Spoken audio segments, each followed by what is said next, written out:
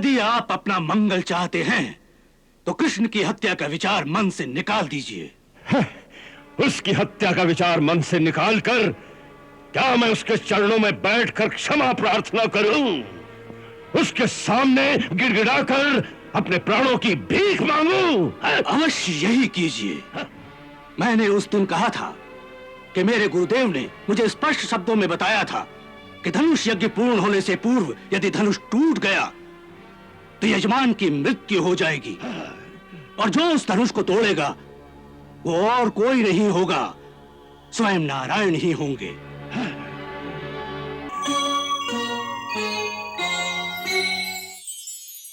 आज ये निश्चित हो गया है कि ये बालक कृष्ण स्वयं नारायण ही हैं।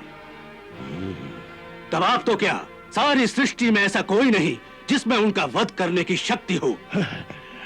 इसलिए कहता हूं, अभी समय है, शत्रुता छोड़कर उनकी शरण में चले जाइए, इसी में आपका कल्याण है। वो परम दयालु है, आपको क्षमा कर देंगे।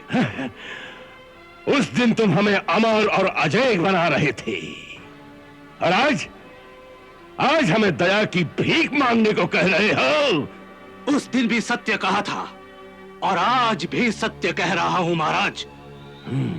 यदि यह धनुष यज्ञ पूर्ण हो जाता तो आप निश्चय ही अजय और अमर हो जाते, परंतु आप उस धनुष की रक्षा नहीं कर सके, इसलिए अब अपने प्राणों की रक्षा कीजिए।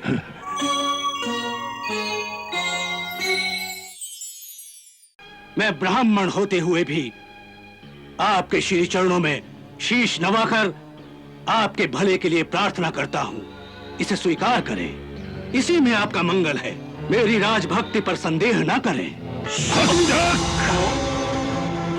धिक्कार है तुम पर और तुम्हारी राजभक्ति पर।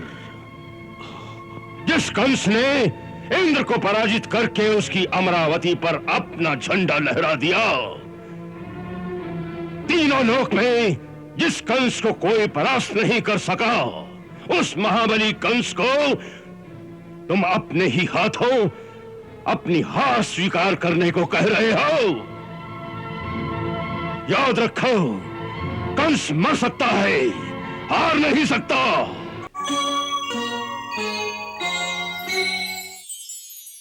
क्या आपको कृष्ण की हत्या में कोई संदेह है? मुझे विश्वास है कि कृष्ण की हत्या हो ही नहीं सकती। तुम भी इतनी जल्दी बदल जाओगे यह हम नहीं जानते थे।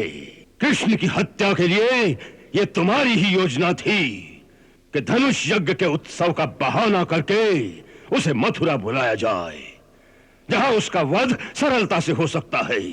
फिर आज पासा पलट कैसे गया? सच सच बताओ कि तुम हमारे आदमी हो या शत्रु के? तुम्हारी विजय चाहते हो या शत्रु की? मैं आपका ही सेवक हूं महाराज, और हृदय से आपकी ही मंगल कामना करता हूं। इसीलिए मैंने उस दिन ये योजना भी बनाई थी, और इसीलिए आज ये कह रहा हूं कि यदि आप अपना मंगल चाहते हैं तो कृष्ण की हत्या का विचार मन से निकाल दीजिए।